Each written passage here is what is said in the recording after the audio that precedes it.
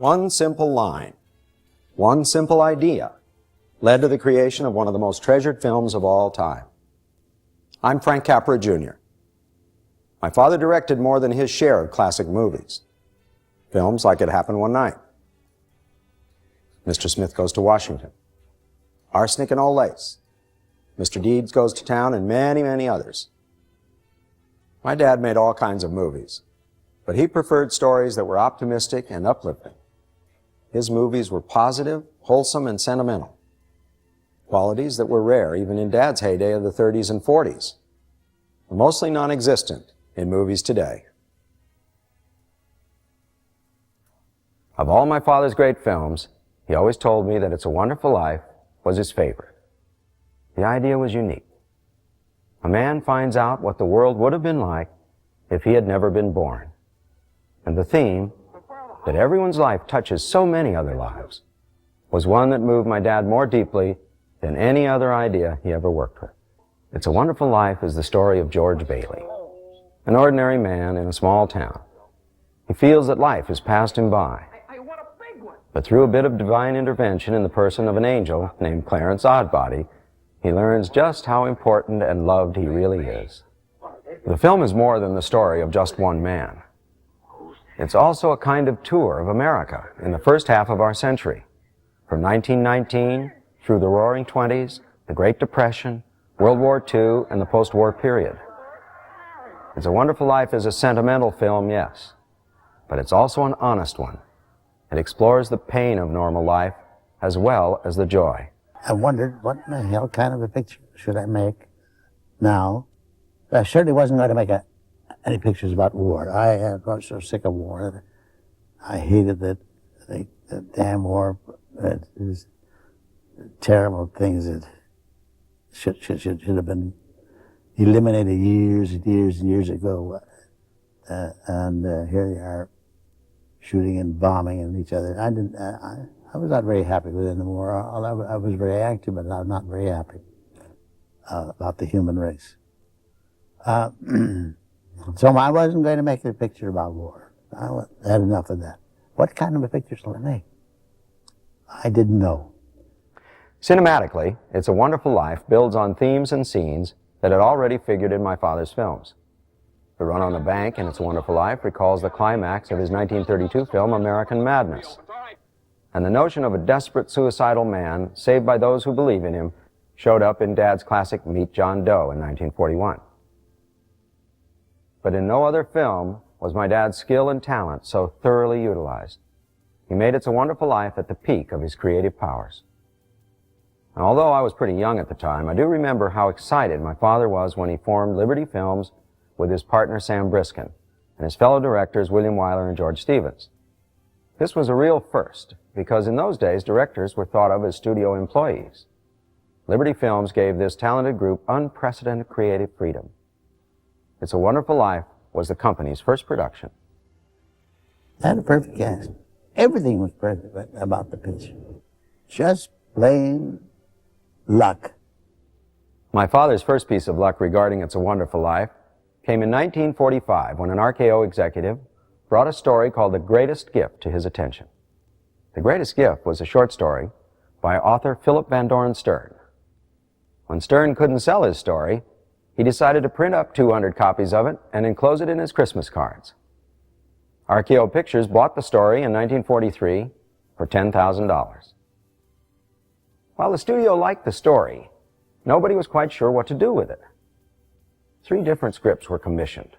Such noted writers as Mark Connolly, Clifford Odets, and Dalton Trumbo. Each of these writers contributed elements that would end up in the finished film. But the screenplays took some bizarre turns on the way. For instance, there was no villainous Mr. Potter in any of these scripts. Instead, Mark Connolly created 2 Georges. In that version, instead of seeing the world as if he had never been born, George finds a world with a bad George in it, the rich, cold man he might have been if he had lived his life differently. Clifford Odets picked up on this idea. But in his version, the 2 Georges end up slugging it out on the bridge, where the good George kills the bad George. I remember how moved my father was by The Greatest Gift, but he didn't feel that any of the 3 scripts caught its special flavor. He tried to use some of the previous writers' good ideas, but he knew that he would have to write the script himself if The Greatest Gift, which he then retitled It's a Wonderful Life, would affect others as it had affected him. It was when my father started to cast the film that his second piece of good luck came along. The role of George Bailey went to my father's old pal, Jimmy Stewart. Jimmy Stewart got out of the Army about the same time I did, and he said, his agent said to me, Jimmy wants to make a picture with you. And in a few days I went to Jimmy, I said, Jimmy, I got a great story, would you like to do it? I didn't have to tell him. He says, you bet. Sign up right away. And that was it. I've had such wonderful good fortune in my life, and I think this is one of the pieces of good fortune that I have that I'll never forget. Jimmy Stewart had already worked with my dad in two great pictures, You Can't Take It With You and Mr. Smith Goes to Washington. Audiences everywhere loved Jimmy's down-home charm. But Dad knew Jimmy was also a great dramatic actor, capable of showing George Bailey's other, more bitter side. In casting the important role of George's wife, Mary, Dad had to look beyond RKO to another studio. This big studio system, and they loaned people. They did this, they loaned directors, they loaned writers, but you were working all the time. You worked 6 days a week. You learned your craft by working at it. We borrowed a girl from MGM. I don't know whether Donna Reed was from MGM. Was she from MGM? Yeah, she was. And she was perfect for the part. Just perfect. Not only did he cast the leads perfectly, he stocked the film with some of the greatest character actors in Hollywood. Thomas Mitchell, Beulah Bondi, Gloria Graham, Frank Albertson, Frank Phelan and Ward Bond, the original Bert and Ernie, and the great Lionel Barrymore. My dad brought in two great writers, Albert Hackett and Francis Goodrich, to help him polish the script. But my father always felt that although a movie is a collaboration among dozens, sometimes hundreds of people, there must always be one single creative mind behind it all. That's why each of my father's pictures is so easily identifiable as a Frank Capra film. Beyond the great performances from Jimmy Stewart, Donna Reed, and the rest of the wonderful cast, and the work of all the people behind the scenes, this film was my father's personal vision from beginning to end. He put more of himself on screen in Wonderful Life than in any other film. In fact, I remember he once told me, "It's the picture I waited my whole life to make." There's more to the picture than I put in it. That there's more to the picture than was written in it. There's more value. More values in the picture than we knew we were playing with, and that we didn't expect. And that's probably the answer to it. That there's more to it than we thought we had. Everybody loves It's a Wonderful Life today, so it's a little hard to believe that it wasn't all that popular when it first opened. For one thing, the East Coast was experiencing record low temperatures, heavy dumpings of snow and ice. Most people just stayed at home, listened to the radio.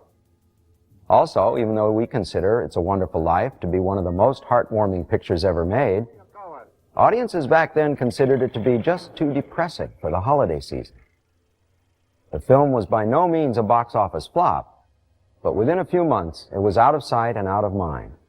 Interestingly, modern audiences began to rediscover It's a Wonderful Life, in part because of a legal loophole. In the early 1970s, copyright on the film expired. It could have been renewed for another 28 years, but a clerical slip-up allowed it to enter the public domain. This means that anyone could do anything they wanted with the picture.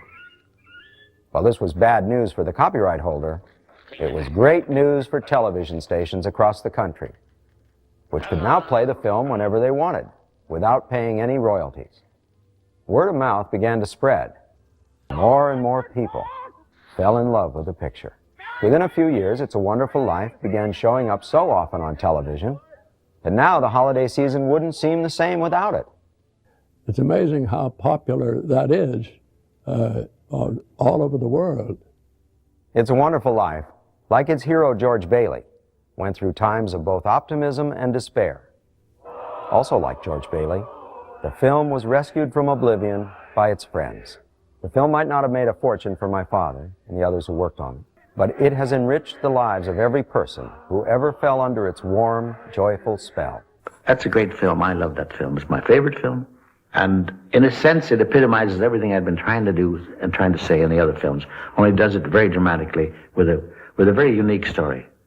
The importance of the individual is the theme that it tells, and that no man is a failure, and every man has something to do with his life. If he's born to do something. And this idea is carried out in this unique plot, because a man who thought he was a failure and thought everybody around him would have been better off had he not been born, was given the chance to see how the world around him would have been, his own small little world would have been, had he not been born. And Capra took those two things, and a couple of more, that took those two things and started creating this story. And he hired Hackett and Goodrich, two of the finest writers that have ever been in motion pictures. It's wonderful. And in 2 weeks, they had, they thought it was wonderful, these two. And here, without it being an actual happening, without it being a play, a book, or anything, this, from just these little lines, just little tiny thoughts, this is the way It's a Wonderful Life originated. Capra was the master of the use of sentiment. And since I was a little corny myself and believed that was, like garlic, one of the great ingredients for flavoring a story, if not overused like garlic, I respected him as the master. This was Jimmy Stewart's first picture after the Army, and it was a test for him. He, I think, felt a little insecure about his technique at that time because it had been years since he had stood in front of a camera. And it was interesting to watch him regain his confidence and take control. This is one of the wonderful things about the picture, I think. The scene at the end of the picture, this is after it's a different place and nobody knows me and everything, right? But I stop for a minute and I say, God, I'm not a praying man, but please bring me back. Please bring me back. I want to live again. I think that as time goes by, it'll just go more and more popular. Because it's a theme that hits everybody. Everybody has gone through that thing when they have practically rather die than live. So that's why I think that the picture will live on beyond our time. It is a wonderful life.